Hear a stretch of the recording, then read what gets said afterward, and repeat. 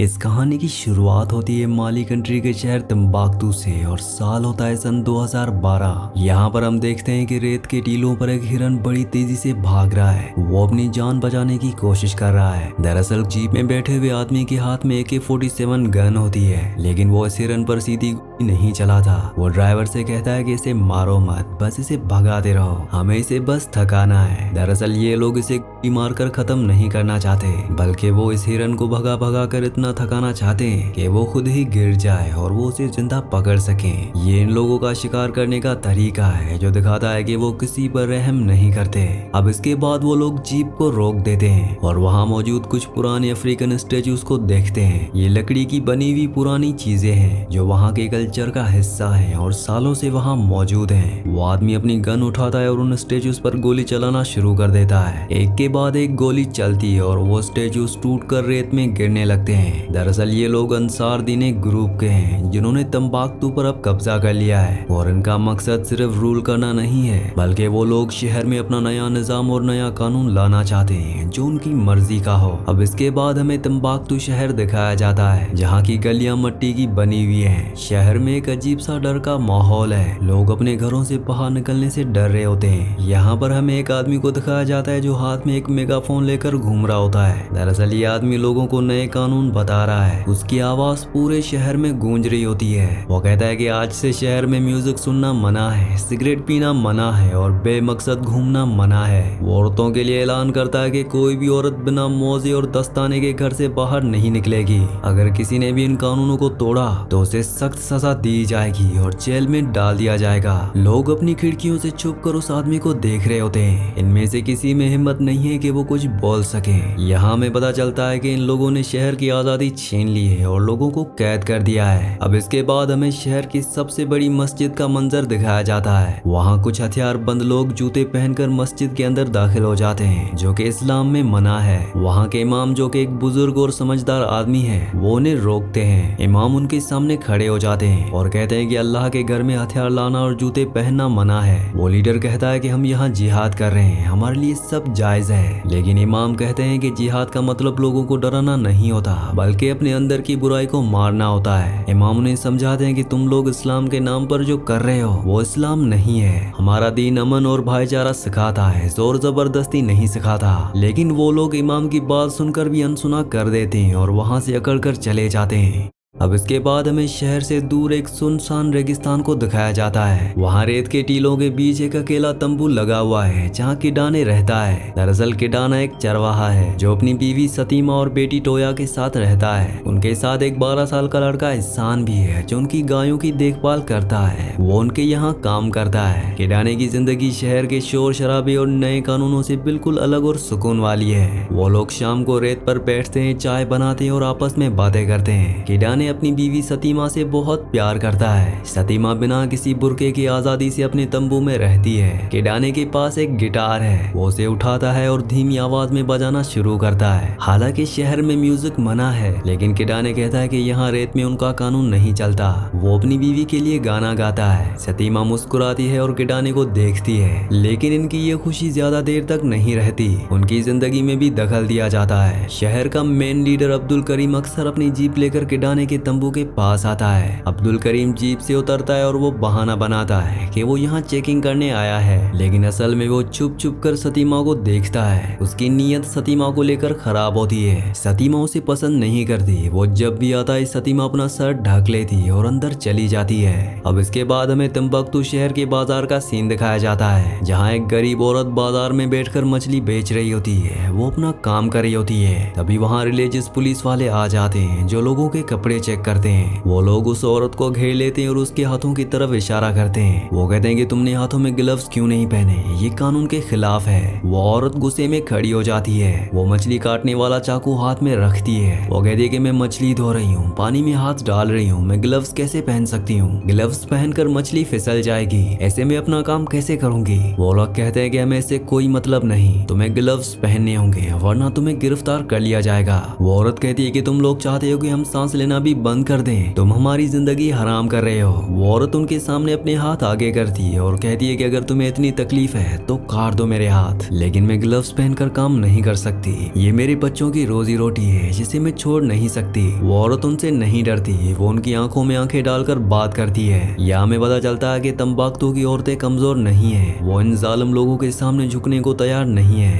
अब इसके बाद हमें एक औरत को दिखाया जाता है जिसका नाम जाबू है। जाबू एक पागल औरत है, उसके बाल बिखरे हुए हैं और वो अजीब रंग बिरंगे कपड़े पहनती है। वो शहर में आजादी से घूमती है, वो हथियारबंद लोगों के सामने नाचती है, वो उन्हें गालियां देती है और उनका मजाक उड़ाती है, लेकिन कोई उसे कुछ नहीं कहता क्योंकि वो लोग मानते हैं कि वो पागल है और पागलों पर अल्लाह का कोई कानून लागू नहीं होता। जाबू यहाँ के लिए ऐसी औरत है जो सच बोलती है। वो उन्हें आईना दिखाती है कि तुम लोग गलत हो। वो उनकी जीप के सामने खड़ी हो जाती है और हवा में हाथ हिलाती है जैसे वो जादूगरनी हो। अब इसके बाद रात हो जाती है, शहर में पूरी तरह से सन्नाटा छा जाता है। पुलिस की गाड़ियां गलियों में गश्त लगा रही हैं ताकि चेक कर सकें कि कोई कानून तो नहीं तोड़ रहा। वो लोग घरों के पास रुककर कान लगाते हैं कि कहीं कोई म्यूजिक तो नहीं बजा रहा। एक घर से हल्की सी गाने की आवाज और गिटार बजाने की आवाज आती है। पुलिस वाले अपनी गाड़ी रोकते हैं और बंदूकें लेकर उस घर की तरफ बढ़ते हैं। वो दरवाजा तोड़कर अंदर घुस जाते हैं। वहाँ कुछ लड़के और लड़कियां बैठे होते हैं। दरअसल वो धीमी आवाज में म्यूजिक सुन रहे थे और गाना गा रहे थे। पुलिस वाले उन सबको पकड़ लेते हैं और उनका रेडियो जमीन पर पटक कर तोड़ देते हैं। वो उन लड़के लड़कियों को खींचकर बाहर लाते हैं और उन्हें जेल ले जाते हैं। उनका लीडर कहता है कि तुमने कानून तोड़ा है, अब तुम्हें सबके सामने सजा मिलेगी।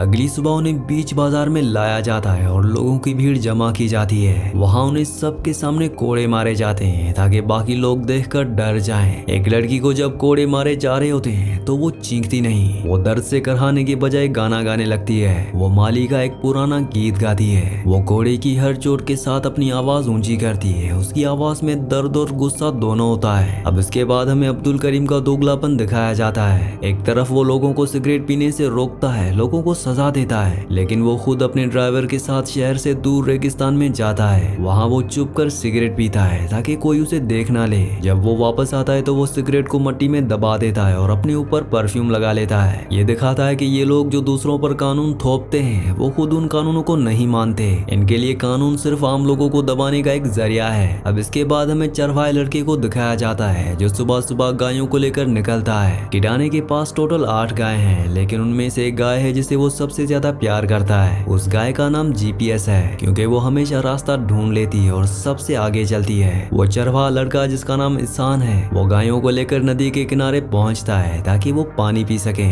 उसी नदी के किनारे आमदू नाम का एक मछुआरा रहता है। आमदू को बहुत गुस्सा आता है कि गाय उसके जाल को खराब कर देती है जो उसने मछली पकड़ने के लिए लगाए हैं। आमदू ईसान पर बहुत चिल्लाता है। वो कहता है कि अपनी गायों को यहाँ से दूर रखो, अगर तुम्हारी गाय मेरे जाल में फंसी तो मैं उन्हें दूंगा। ईसान डर जाता है, वो छोटा बच्चा है। वो गायों को वापस मोड़ने की कोशिश करता है, लेकिन जीपीएस प्यासी होती है। वो पानी पीने के लिए आगे बढ़ती है। वो गलती से अमाडू के बिछाए हुए जाल में फंस जाती है और निकल नहीं पाती। अमाडू गुस्से में अपना नेजा उठाता है और जोर से जीपीएस की गर्दन में देता है। जीपीएस वहीं तड़प कर मर जाती है। ईसान ये देखकर रोने लगता है। वो उस पर चिल्लाता है, लेकिन अमाडू उसे भी डराता है।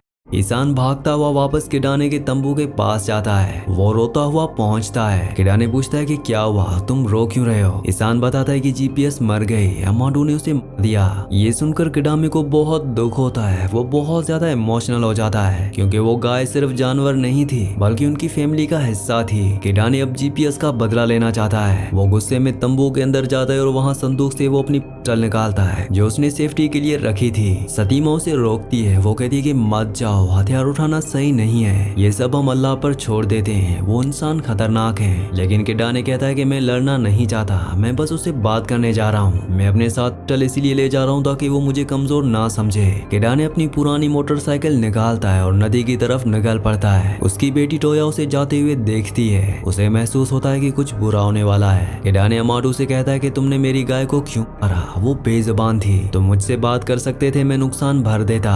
अमाडू गुस्से में खड़ा होता है और कहता है कि वो मेरे जाल में फंसी थी, मैंने जो किया सही किया। इन दोनों के बीच में आर्ग्यूमेंट्स होना शुरू हो जाती है। अमाडू किडाने की तरफ हमला करने के लिए बढ़ता है। अमाडू के हाथ में वही नेजा होता है। किडाने अपनी पिस्टल निकालता है ताकि वो अमाडू को डरा सके। किडाने उसे कहता है कि पीछे रहो वरना मैं गोली चला दूंगा, लेकिन अमाडू डरता नहीं। वो किडाने पर झपटता है और पिस्टल छीनने की कोशिश करता है। इन दोनों के बीच हाथापाई होना शुरू हो जाती है। दोनों जमीन पर गिर जाते हैं और पानी में लड़ते हैं। इसी छीना झपटी में गलती से गोली चल जाती है। गोली सीधा अमाडू के में लगती है और वो वहीं पानी में गिर जाता है। ये देखकर किडाने डर जाता है क्योंकि उसने कभी किसी को मारने का नहीं सोचा था। अमाडू की वहीं पर ही मौत हो जाती है। किडाने वहाँ खड़ा रहता है, वो भागने की कोशिश नहीं करता। तभी वहाँ अंसार दीन के सोल्जर्स की जीप आ जाती है। वो गोली की आवाज सुनकर आए होते हैं। वो लोग किडाने को देखते हैं और उसे घर ले आते हैं। किडाने कोई रेजिस्टेंस नहीं दिखाता, वो अपने हाथ ऊपर कर देता है और सरेंडर कर देता है। वो लोग किडाने को गाड़ी में डालते हैं और तंबाकू शहर की जेल में ले जाते हैं। अब किडाने जेल में है। वो एक छोटे से अंधेरे कमरे में बंद है। उसकी बीवी सतीमा को जब ये पता चलता है तो वो पूरी तरह से टूट जाती है, लेकिन वो शहर नहीं जा सकती क्योंकि वहाँ औरतों का अकेला जाना खतरनाक है। अब इसके बाद हम शहर में देखते हैं कि एक लड़का और लड़की को पकड़ा जाता है। उन पर इल्जाम होता है कि वो बिना शादी के एक दूसरे से मिले थे। उन दोनों को जिन्हा का मुजरिम करार दिया जाता है। उन दोनों को शहर के बीच में लाया जाता है और जमीन में आधा दफना दिया जाता है। लोगों की भीड़ जमा हो जाती है, लेकिन कोई कुछ नहीं बोल पाता क्योंकि सबके ऊपर बंदूकें तानी हुई हैं। वो लोग बड़े बड़े पत्थर उठाते हैं और उस लड़के और लड़की पर मारना शुरू कर देते हैं। ये सीन दिखाता है कि कैसे ये लोग इंसानियत भूल चुके हैं और रहम नाम की कोई चीज नहीं बची। दरअसल ये सीन ऐसा होता है कि देखने वाले की रूह कांप जाए।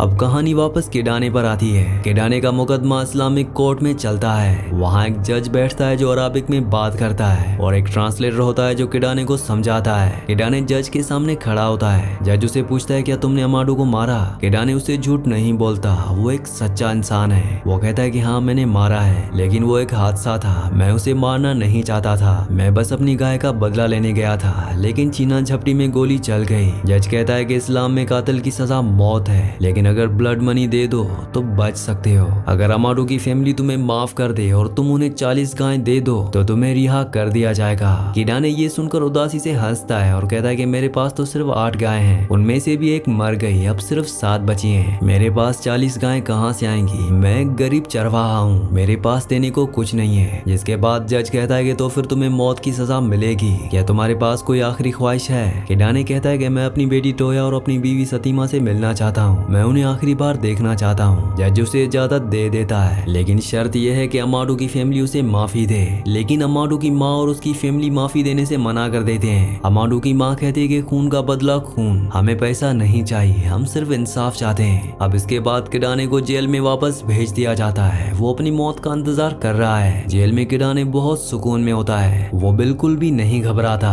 वो अल्लाह से दुआ करता है और माफी मांगता है। वो कहता है कि अगर मेरी किस्मत में यही है तो मुझे मंजूर है। यहाँ किडाने का कैरेक्टर हमें दिखाता है कि एक सच्चा मुसलमान अपनी गलती मानता है और अल्लाह के फैसले पर राजी रहता है। दूसरी तरफ अब्दुल करीम सतीमा के पास जाता है। वो सतीमा से कहता है कि मैं तुम्हारे हस्बैंड को बचा सकता हूँ, अगर तुम मुझसे शादी कर लो तो मैं जज से बात करूंगा और किडाने को बचा लूंगा। सतीमा उसके मुंह पर थूक देती है। वो कहती है कि मैं मर जाऊंगी लेकिन तुम जैसे दोगले इंसान के साथ नहीं रहूंगी। दरअसल सतीमा किडाने से बेइंतहा प्यार करती है, इसलिए वो फैसला करती है कि वो किडाने के पास जाएगी। अब इसके बाद हमें शहर का सीन दिखाया जाता है जहां अंसार दीन ने फुटबॉल खेलने पर पाबंदी लगा दी है। उनका कहना होता है कि ये खेलना हराम है, लेकिन शहर के नौजवान लड़के हार नहीं मानते, वो फुटबॉल खेलना चाहते हैं। वो लोग ग्राउंड में जमा होते हैं और बिना फुटबॉल के मैच खेलते हैं। वो हवा में एक्टिंग करते हैं जैसे वो बॉल को किक कर रहे हो। तभी वहाँ सोल्जर्स की जीप आ जाती है। वो देखते हैं कि लड़के भाग रहे हैं, लेकिन वहाँ बॉल नहीं होती, तो वो कंफ्यूज हो जाते हैं कि इन्हें सजा दें या नहीं, क्योंकि टेक्निकली वहाँ कोई बॉल है ही नहीं जिसे वो जब्त कर सके। अब किडाने की सजा का दिन आ जाता है, उसे जेल से बाहर लाया जाता है। जज फैसला सुनाता है कि किडाने को मारकर सजाए मौत दी जाएगी। किडाने को शहर के बाहर रेगिस्तान में ले जाया जाता है। वहाँ बहुत सारे लोग जमा होते हैं। किडाने बहुत शांत खड़ा होता है। वो अपनी आंखें बंद करता है और अपनी बेटी टोया को याद करता है। उसे पता है कि अब वो कभी वापस नहीं जा पाएगा। ये सोचते हुए उसकी आंखों में आंसू आ जाते हैं। तभी दूर से एक मोटरसाइकिल की तेज आवाज आती है। सब लोग मुड़कर देखते हैं कि सतीमा वहाँ आ रही है। सतीमा मोटरसाइकिल से उतरती है और किडाने की तरफ भागती है। उसका दुपट्टा हवा में उड़ रहा होता है। अंसार हर दिन के सोल्जर्स उसे रोकने की कोशिश करते हैं और चिल्लाते हैं कि रुक जाओ, आगे मत बढ़ना। लेकिन सतीमा नहीं रुकती। वो दौड़ती हुई किडाने के पास पहुंच जाती है। वो किडाने को गले लगा लेती है और दोनों जमीन पर गिर जाते हैं। अब्दुल करीम वहाँ मौजूद होता है। वो सतीमा को देखकर परेशान हो जाता है। किडाने और सतीमा एक दूसरे को पकड़ लेते हैं। वो अलग होने को तैयार नहीं होते। आखिरकार वो लोग ऑर्डर देते हैं कि गोली चला दो। सोल्जर्स अपनी गन्स उठाते हैं और फायर कर देते हैं।